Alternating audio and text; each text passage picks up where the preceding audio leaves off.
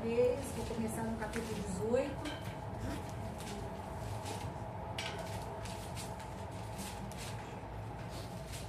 Do versículo 3 e 5. 3 a 5. Segundo Reis.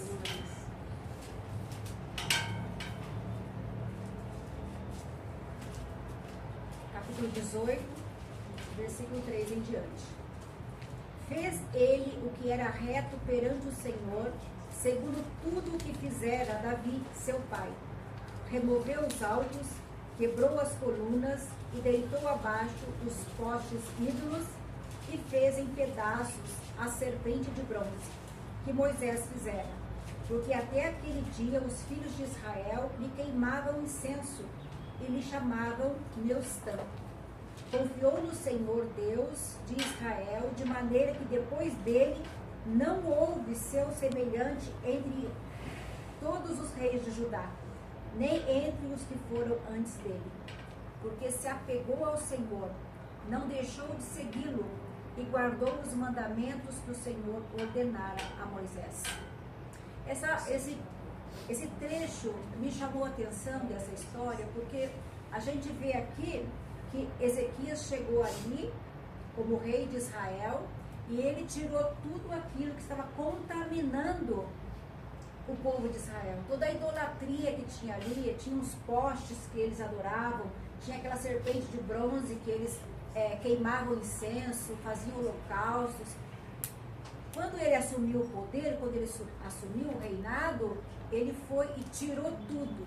E por que ele tirou tudo? Porque ele via que aquilo não era condizente à fé que o povo devia ter no Deus único e verdadeiro.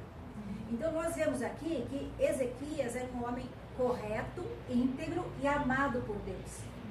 Aí nós ficamos pensando no que vem depois, né? Porque às vezes a gente pensa que, eu estou sofrendo porque eu oro pouco, eu estou sofrendo porque eu estou com alguma situação de pecado, eu estou sofrendo porque não tenho feito os meus devocionais. Não é nada disso.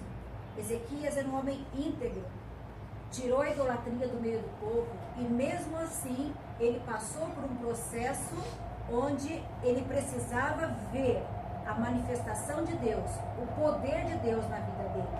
Aí nós vamos para o capítulo 19. Aqui a gente vê que ele foi um dos reis mais importantes de Israel. Davi, Uzias, Ezequias, um dos reis mais importantes de Israel. E ele está entre esses reis mais importantes, porque fizeram a vontade de Deus. Só que esse rei, ele recebe uma carta.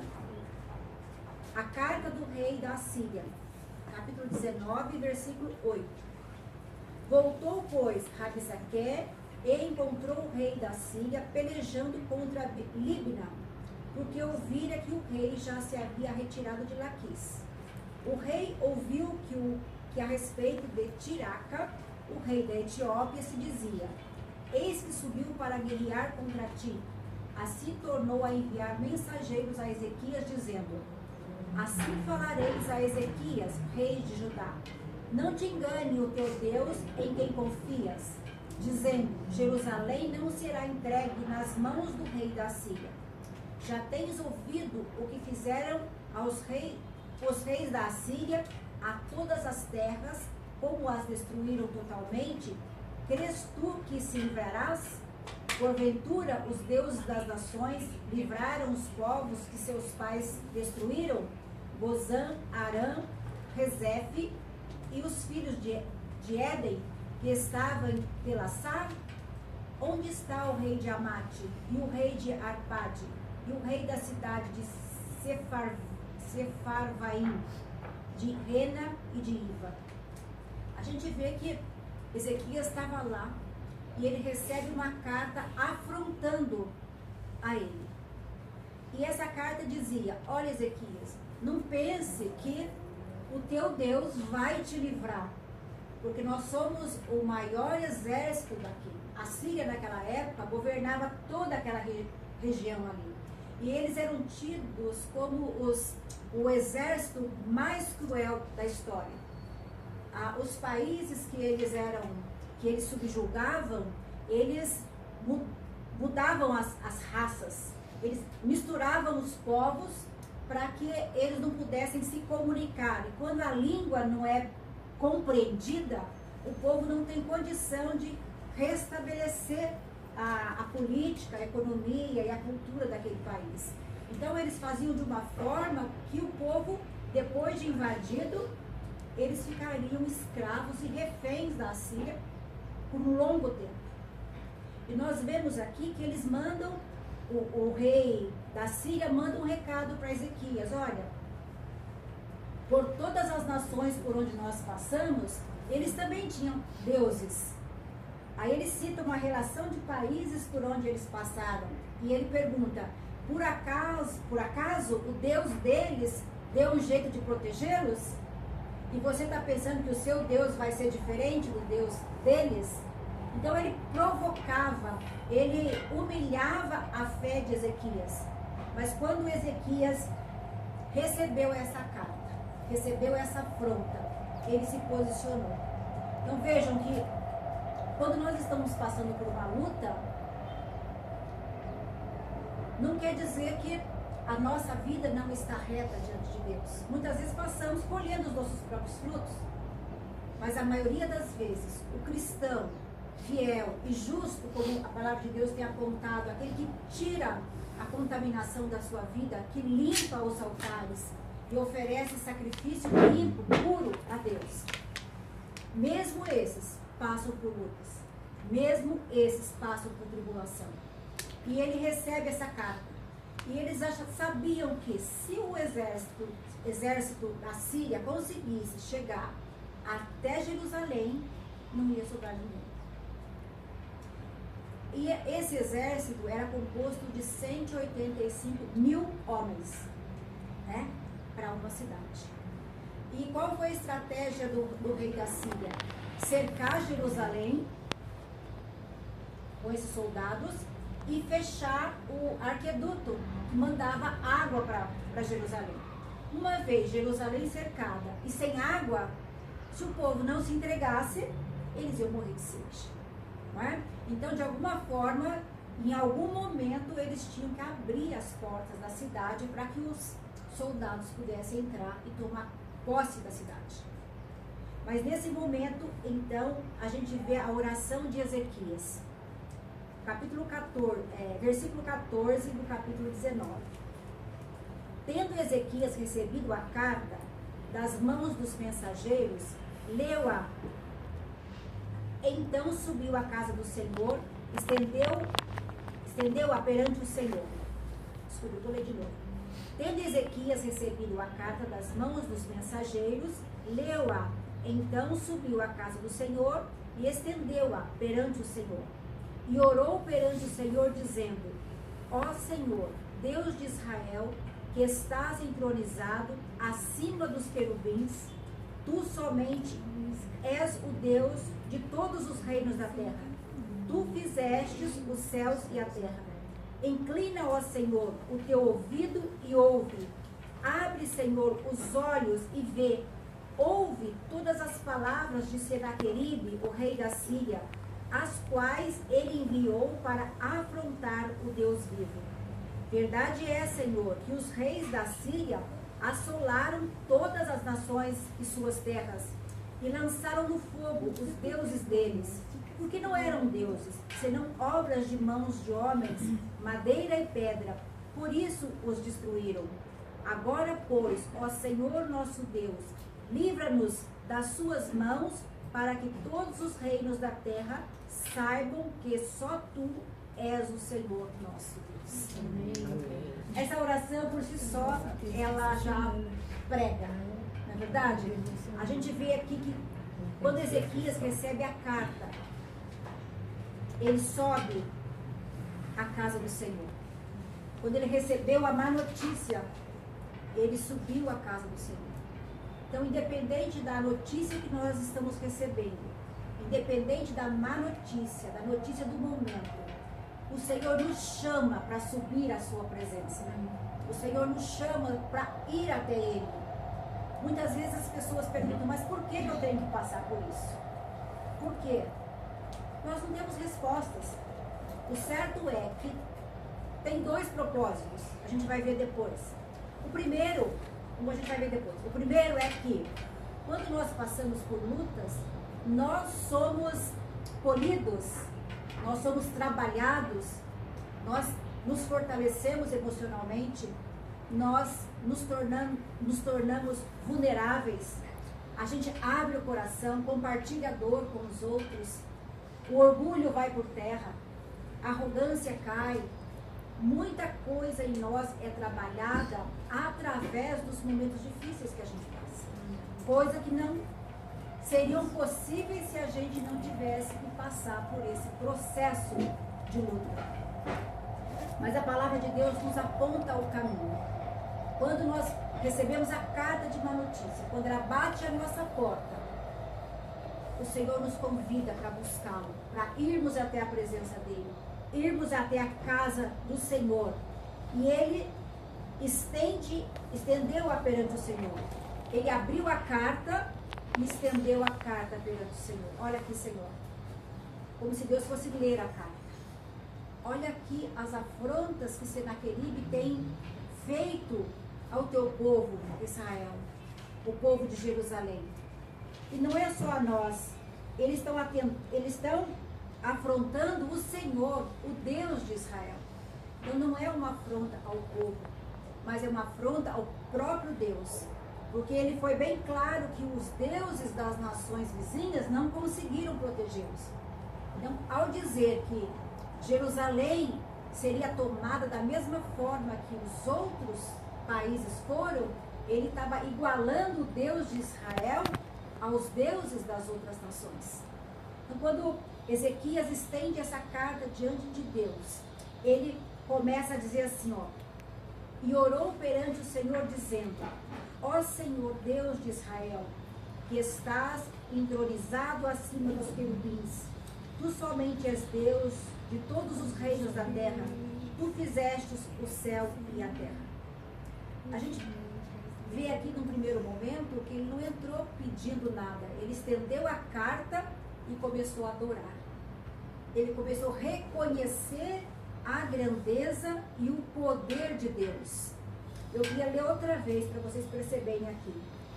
Ó Senhor Deus de Israel, que estás entronizado acima dos querubins, tu somente és Deus de todos os reinos da terra.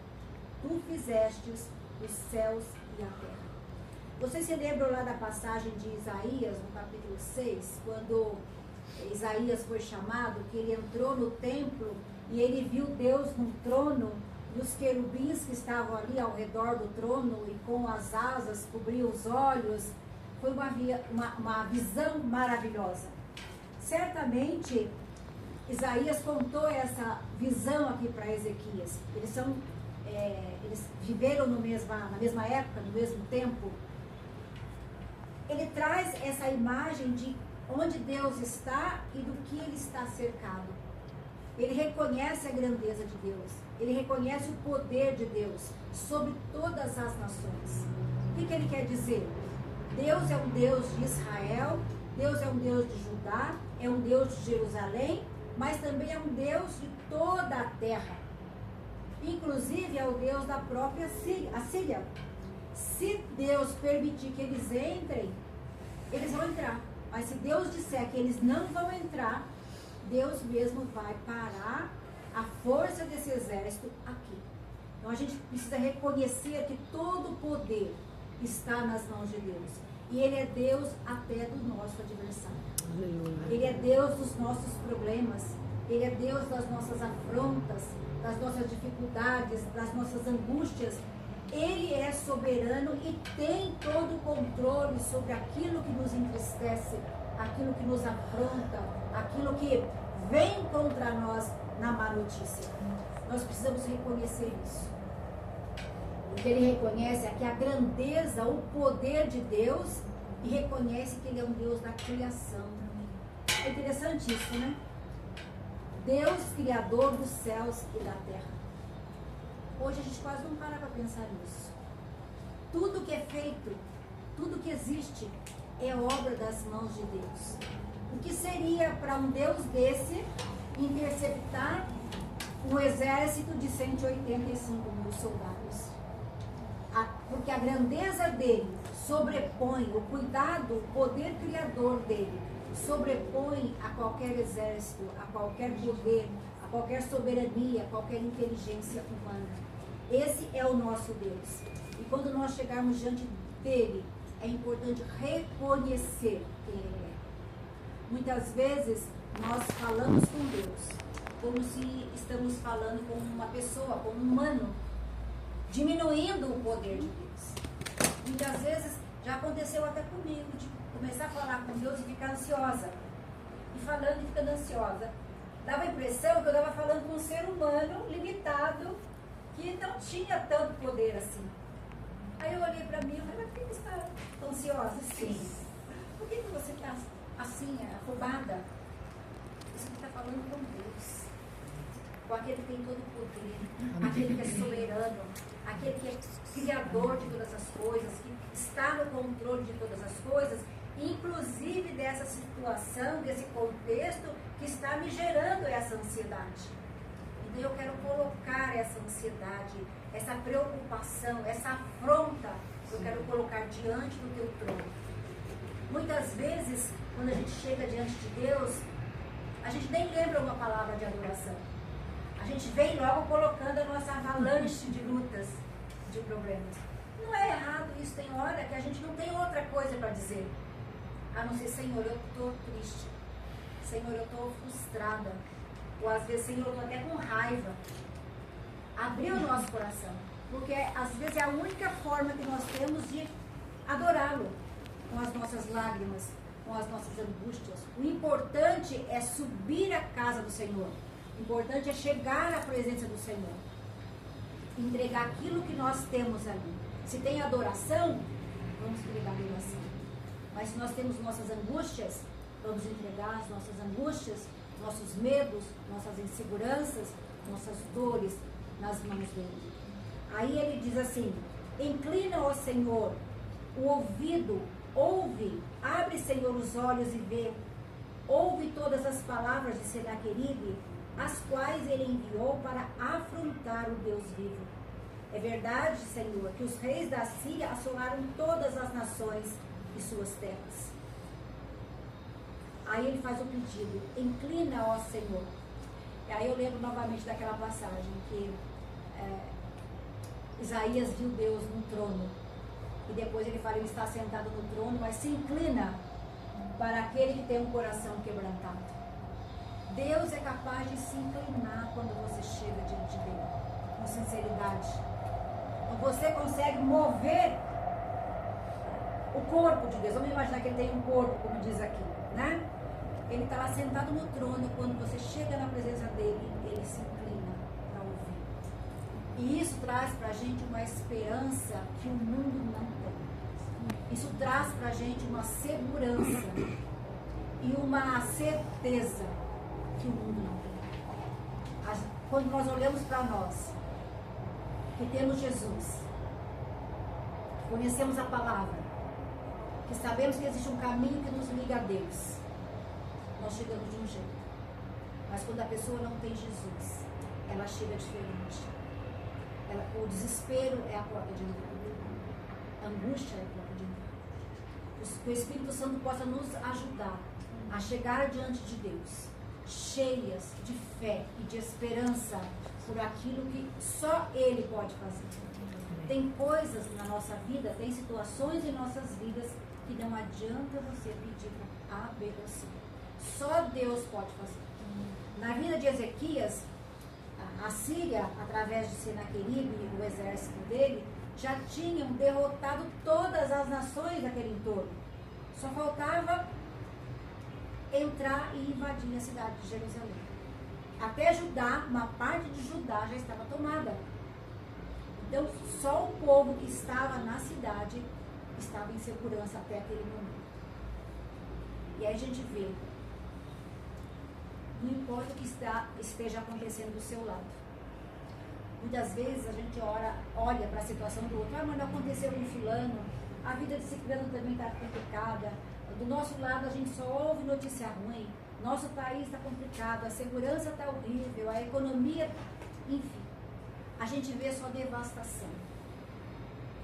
Mas a gente vê que aquele que afronta o povo de Deus, afronta diretamente a Deus. Quando Saulo estava indo para Damasco, que ele encontrou Jesus, ele estava indo perseguindo os cristãos. Aí Jesus perguntou para ele: Saulo, Saulo, por que me persegues? Por que me persegues? Aí ele perguntou: quem és tu? Eu sou Jesus, a quem me persegues. Então, quando Saulo estava perseguindo os cristãos, achando que estava perseguindo os cristãos, na realidade ele estava perseguindo o próprio Cristo. Estava afrontando o próprio Cristo. Senaqueribe estava achando que estava invadindo um país, mas ele estava afrontando o próprio Deus daquela nação. E é interessante quando ele manda a carta, no primeiro momento a carta vem para intimidar. Muitas vezes nós recebemos a má notícia, ela vem primeiro para nos intimidar. Gerando medo, a gente vai baixando a guarda, baixando a força, perdendo as energias, perdendo a confiança. Então fique atento com as notícias que você deixa entrar no seu coração, para que ela não te intimide, para que ela não roube a sua força, porque muitas vezes nós vamos atrás das más notícias, né? Tem pessoas que assistem aqueles jornais, né, que vocês sabem. Tem um cabeleireiro que eu passo em frente no Shopping Portal aqui, o tempo todo ligado nesse jornal. Eu falei, como é que eles suportam ficar o dia inteiro ali ouvindo as desgraças, as desgraças acontecendo, alimentando as desgraças, quando a palavra de Deus traz esperança. Não importa o contexto onde nós estamos inseridos, nós somos o povo de Deus e Ele luta por nós. Aqui na continuação do versículo 19, no versículo 35, no versículo 32, pelo que assim diz o Senhor acerca do rei da Síria: não entrará nesta cidade, nem lançará nela flecha alguma, não virá perante ela com escudo, não há de levantar tranqueiras contra ela. Pelo caminho por onde vier, por esse mesmo voltará. Mas nessa cidade não entrará, assim diz o Senhor. Porque eu defenderei esta cidade para a livrar por amor de mim e por amor do meu servo Davi. Então, naquela mesma noite, saiu o anjo do Senhor e feriu no arraial dos assírios 185.000 soldados. E quando se levantaram os restantes pela manhã, eis que todos eram cadáveres. Retirou-se, pois, Senaqueribe, rei da Síria, e se foi, e voltou e ficou em Nínive. Sucedeu que, estando ele a adorar na casa de Nisroque, seu deus, Adrameleque e Sarezer, seus filhos, o feriram à espada e fugiram para a terra de Ararat. E Asar-Hadon, seu filho, reinou em seu lugar. Aqui a gente vê o desfecho da história. Deus diz para Isaías dizer ao rei Ezequias: diga a Ezequias que nenhuma flecha vai passar os muros da cidade de Jerusalém. Não se preocupem, eles não vão conseguir chegar. E Deus envia um anjo. Eu até falei do anjo lá, né? Sim. Deus envia um anjo enviado por Deus. Foi o suficiente para destruir um exército de 185. O Senhor deu ordem ao seu O Senhor deu ordem ao anjo. Então, o anjo, ele é sempre ordenado por Deus. Eu até mencionei isso por conta hoje tem uma certa linha de adoração a anjos, né? E a gente sabe que os anjos não são para ser adorados. Os anjos são criaturas de Deus e eles obedecem ordens. Eles só fazem aquilo que Deus manda fazer. Eles são ministros de Deus. E aqui Deus mandou um único anjo. Então, nesta tarde, eu gostaria que você olhasse para a sua própria vida, que eu olhasse para a minha vida.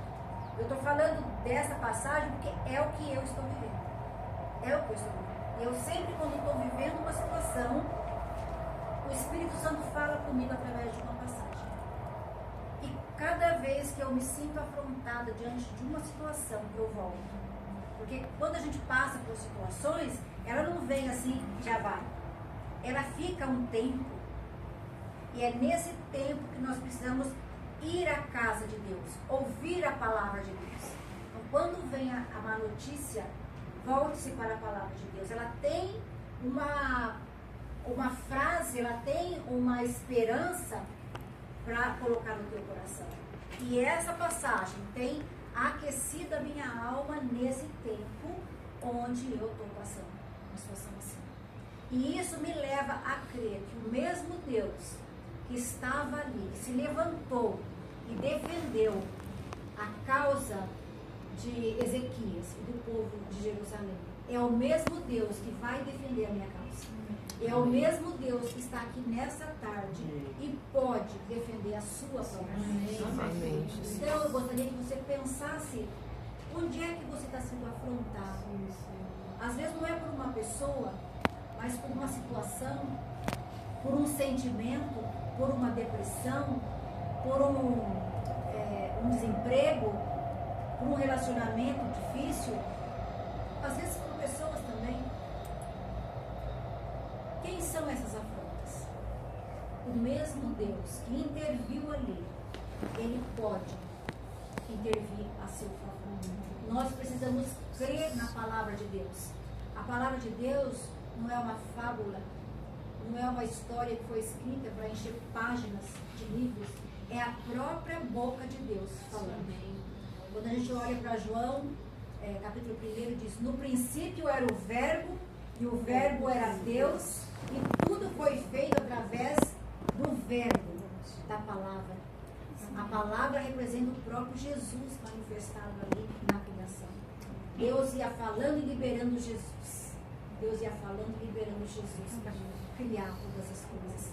Então, quando nós olhamos para essa palavra, nós precisamos reverenciar essa palavra. Quando Ezequias chegou diante de Deus, ele reconheceu a grandeza dele, os atributos dele como Deus onipotente, onisciente, onipresente, como Deus que sonda todas as coisas e conhece o nosso deitar e o nosso levantar. O Salmo 139 diz que ele, antes que uma palavra saia da nossa boca, ele já sabe o que nós vamos dizer. Ele sabe quando a gente senta e a gente levanta, quando a gente deita, quando a gente caminha. Se a gente se esconder no lugar mais escuro, de mais densa trevas, para Deus é como se você estivesse diante do sol do meio-dia. Ele está te vendo. Então, esse é o nosso Deus. E quando nós vamos chegar diante desta presença, nós precisamos trazer isso na nossa mente, trazer isso na nossa memória, encharcar o nosso coração com essa verdade, para que a gente comece a orar e não fique ansiosa, como eu já fiquei. Como se eu estivesse orando diante de uma pessoa limitada, que ela não pudesse me dar respostas que eu estava buscando naquele momento. E o Espírito Santo ali mesmo, ele falou: que ansiedade é essa? Eu sou Deus. Eu sou aquele que sou santo, santo, santo, que era, que é e que há de vir. Aquele que vai de eternidade em eternidade. Aquele em quem a gente pode descansar nos braços. Então, nessa tarde, eu gostaria que você pensasse, se alguém quiser compartilhar sobre uma afronta, uma situação, um pedido que está te incomodando, e que, em nome dessa palavra, que é o próprio Jesus, né? Em nome dessa palavra, se você creu nessa palavra, que esse Deus vai se levantar para intervir e fazer o impossível na tua vida. Então, se você quiser fazer um pedido, né? A gente pode entrar nos pedidos já.